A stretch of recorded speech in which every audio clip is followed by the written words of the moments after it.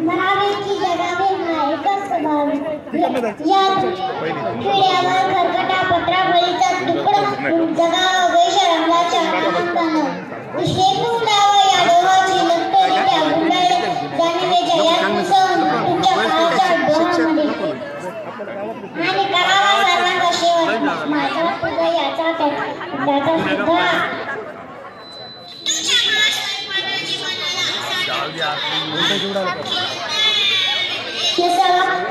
सुद्धा कधीही पण त्या मित्रालाही पुन्हा स्वप्न पडू लागलं तर